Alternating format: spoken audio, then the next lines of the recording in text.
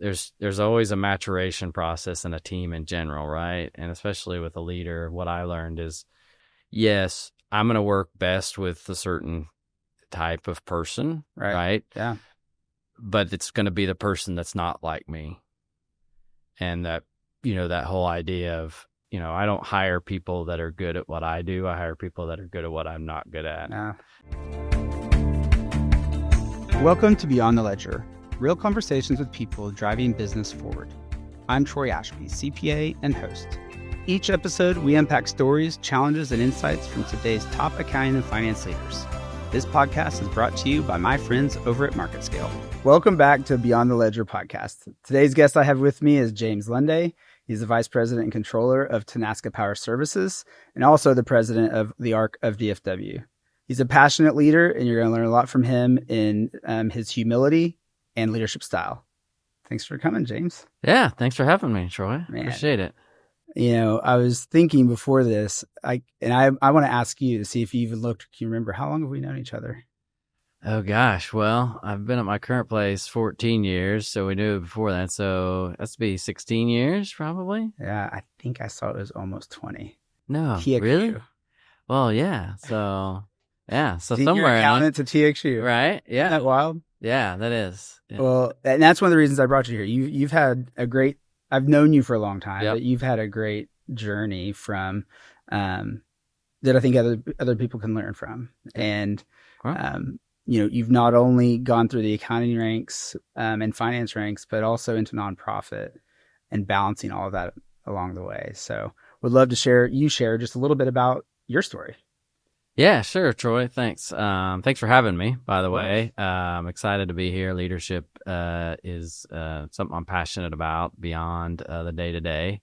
Probably drive my team members a little bit crazy with how much I address it, but it's all a good thing. So it's all about paying it forward. I learned a lot of lessons earlier in my career that I think could be useful to certain people. Obviously, maybe not for everyone, but yeah. I mean, I came from a small, rural community, so I didn't have a lot of, business examples growing up, and so I kind of had to grow and navigate from a career standpoint what that means for me. So. Maybe share. Small town community. Where was that at? That was in Missouri. So I'm originally from Missouri, the southwest area. So Population size. The closest town was 10 miles away that had 400 people in it. So that gives you an idea. All right. And I was thinking Enid, Oklahoma with 40,000 was small. I'm now starting to see where you're coming from. I had 18 people in my senior class, so it was pretty small. That's amazing. Yeah. So when we were talking a little bit earlier, and you're sharing that, you've learned through failure. I would love, I think that's such a great, valuable lesson. And I would love to hear just one example of what that looks like. Yeah, sure. So, I got my first manager role, probably my third year out of college. So, and in the business world, yeah, I mean, it's huge. And I had a team at that time of about 4 people, which for me was like, so I went from nothing. I'd spent only like 2.5 years in an internal audit department. And so then I got an opportunity to take over an accounting group that dealt with a niche thing in car rental industry around vehicle incentives. And so I did that. And as with a lot of leaders, you get promoted because you're a good doer, not necessarily because you're a good leader. And so I had a lot of challenges learning to communicate and how to actually get people to buy in. And so stumbled through some communication failures, probably some things that, lack of trust, that sort of thing. Now, is this because they didn't think you'd earned it, or just because you just didn't know how to communicate yet? Well, some of it was I did have some peers that didn't think I earned it. So probably a little bit was like I had to prove myself a little bit. And so that caused me to maybe try to push a little hard on some things and not really understand the people that I was working with. You just think everybody's like you. Right. And everybody wants to learn how you learn. Everybody wants to be told how to do things like you're like to be told how to do things.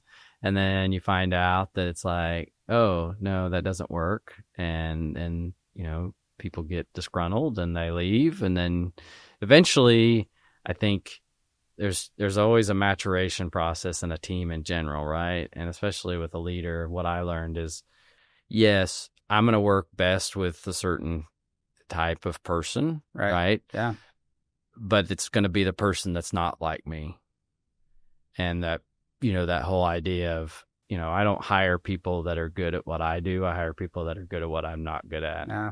And I try to find that and lean on that. And that's been much more beneficial in my career, being able to do that and recognize that. So that was probably the biggest lesson I learned early on is I don't want a bunch of Jameses on my team, even though it might make my ego feel good. Which frankly, I think a lot of people do like to hire people that are like them or mirror them. And then you run into, diversity issues or whatever that may be, right? Because they kind of go towards those people that are like them or like-minded. Right. How long did it, so, I mean, you're wrestling around 3 years, by the way, 3 years into a supervisor or manager role. Yeah. That's aggressive for anybody. Right. Let alone 3 or 4 people. That's a lot. But how long did it take you to kind of figure out your like leadership mantra? Like it sounds like you skipped way ahead to what you're doing now, but like how long did it take you? It probably took me 3 years or more to finally get to a balance of where, okay, this is the team. I'm able to maximize them. I'm able to help them achieve what they want to achieve, what we as a group need to achieve, and things could start actually like clicking. So I've had a habit of jobs I've gone into are usually ones that have been challenged in the past. Kind of pride myself on being able to, put pieces together and build good processes around things and hire good people. But it takes time, and some of that, especially in the business world, right? I'm all about helping people maximize themselves. I'm not gonna assume that somebody can't do something. Give them every opportunity to do something, and then figure out how to augment them and what they need to succeed. Yeah.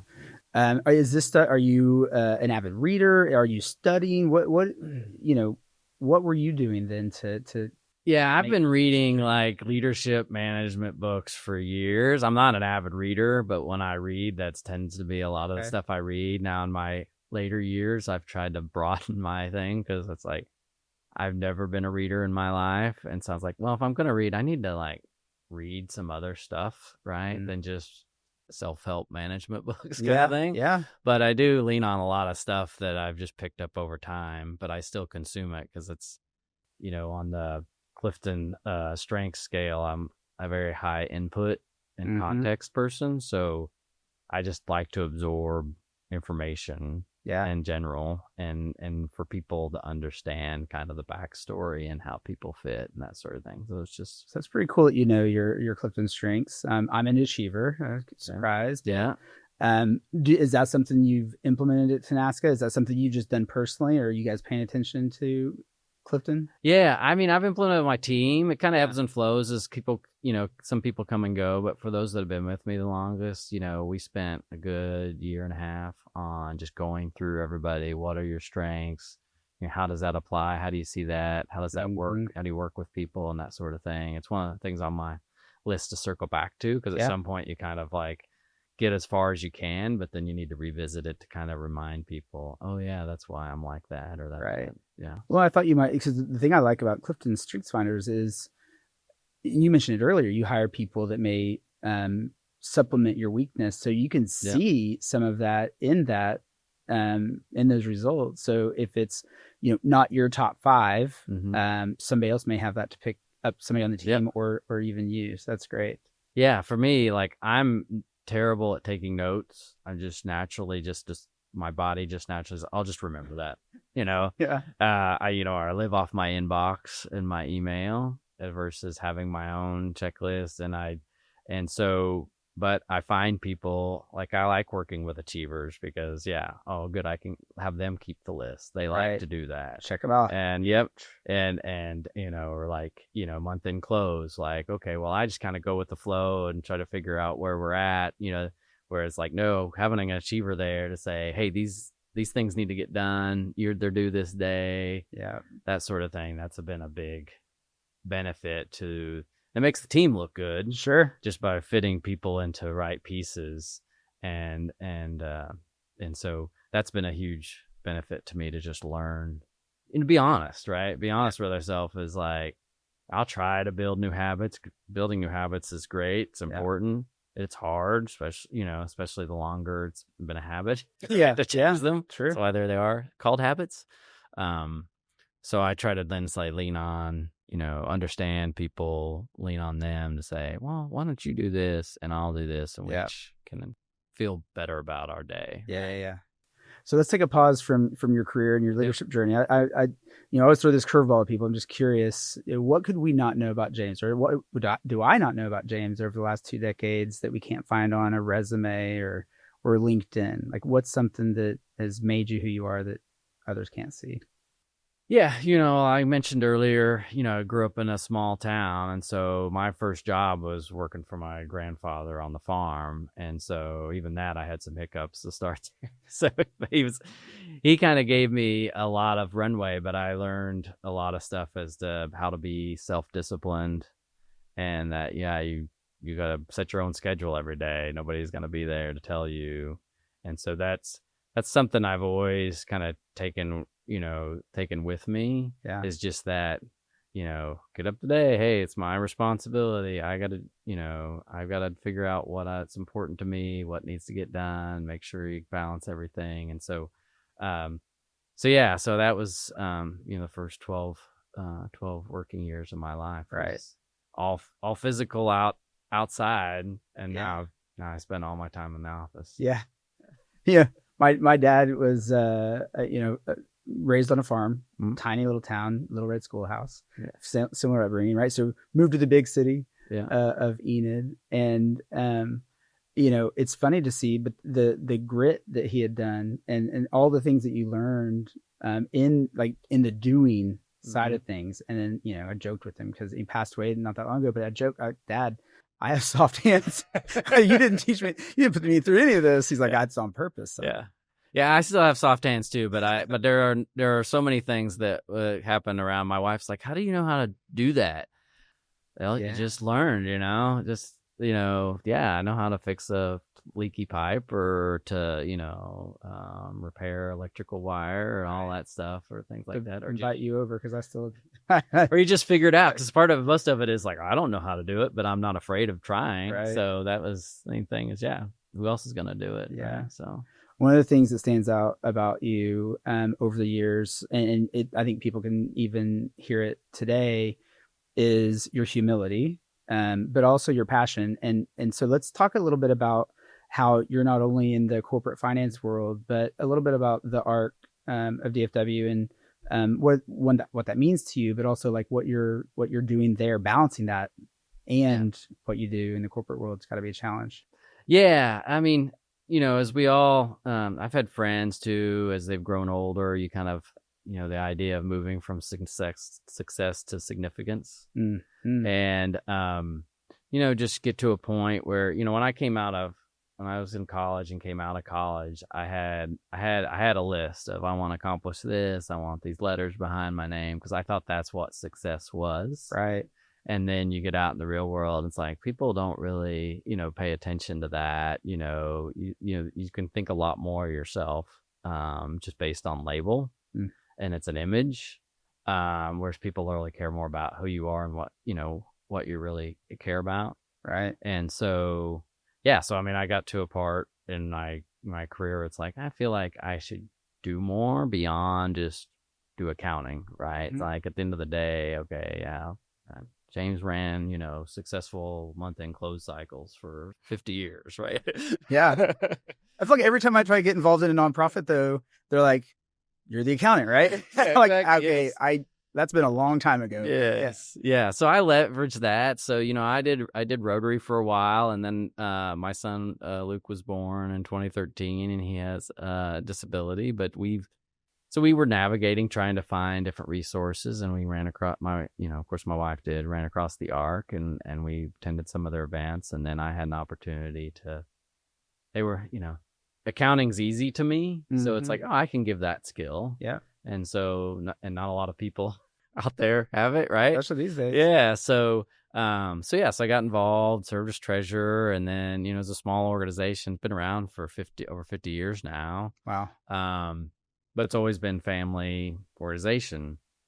And so what really the value is, that came to me through the ARC was visioning.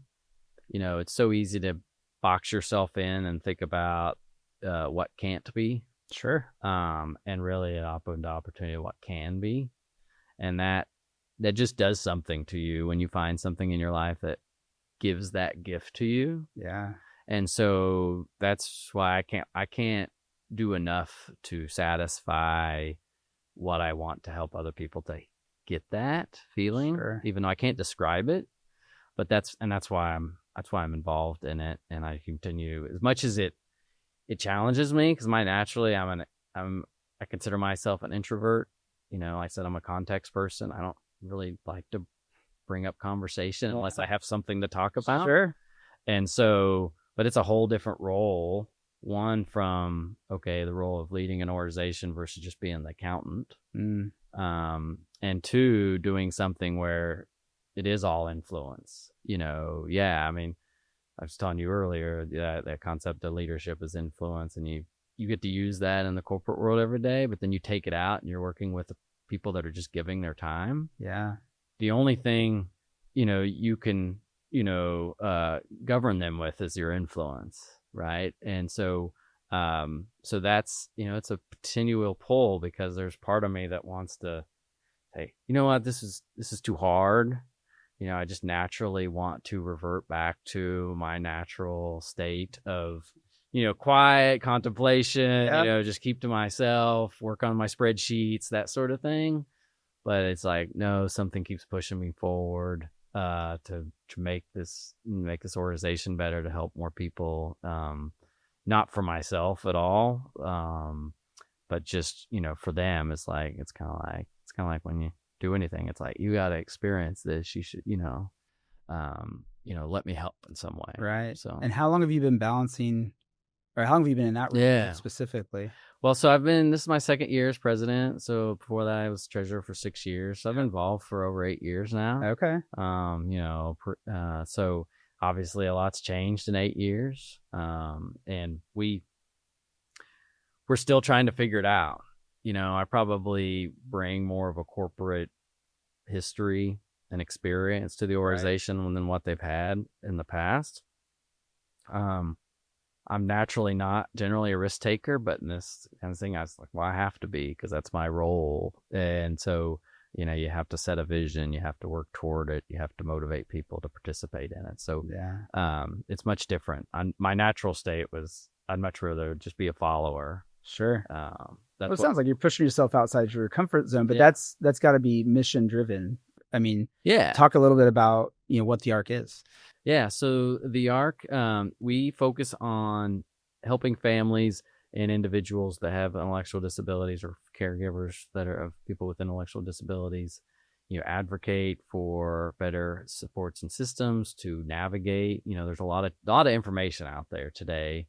We try to, there's good information, and so try to help people find those resources. What websites do you go to? Who do you call? How do you actually get things done? So that's really what our primary purpose is to help be that connector of people, and help connect them with the right information that could help them. And say, and most importantly, like I talked about with us, is having that vision, meeting other people that have examples, whether that's around education or employment, or independent living, that sort of thing that a lot of people can't envision. Sure. Usually the biggest limiter that I've found, certainly in the disability community, is that just expectations. And what do you mean by that? Well, I mean, generally, and I see this in, my professional life too, is that people live up to expectations. Right. And so whether it's a member of your team at the office, if you don't expect much of them, you're probably going to get what you asked for. Yeah. It's the same thing with your family members. You're a parent, right? the more Yeah. expectations you have for your kids, they tend to rise to the occasion. Right. And so it's just a matter of, some people need more supports to do that, or, helping hands or technology or what have you. And we all deal with that, whether, like, I don't have my glasses on right now, but that's, I can't read a dinner receipt without it. Yep. But it doesn't change the value of what I can do. Sure. Right. But so that's really what our purpose is. Okay. And we'll put this in the show notes, but how can people find the ARC? Yeah. So if you go to the ARC of DFW.org, that's our main website. ARC. So the ARC. Yeah. It doesn't stand for anything. It's just, but so the ARC of DFW.org, and learn more about us, connect with us, share information. And we have different events posted there that we do throughout the year in different places. So, all right. So before I let you go, I'm just curious.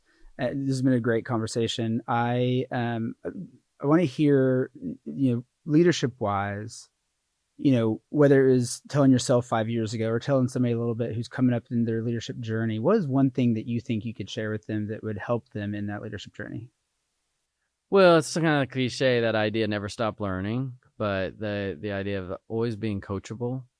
No matter how long I've been doing this, I can still learn. That idea, if you ever stop learning, then you've kind of stopped. Sure. And so if you're not learning something every day, then you need to look around and say, what am I doing wrong? Because if if I'm the smartest person in the room, I'm in the wrong room. It's awesome. Thanks so much for being here, James. Yeah. It's been a pleasure. It's good to see you again. Yes, awesome. It's great. Thanks for having me. Thank you. Thank you for listening to the Beyond the Ledger podcast. If this show resonates with you, follow the show and share it with others navigating their own leadership journey. I'm Troy Ashby. See you next time as we explore the people behind the numbers. I'm Troy Ashby. And remember, people are more than their titles, and companies are more than their balance sheets. Follow Beyond the Ledger so you never miss an episode.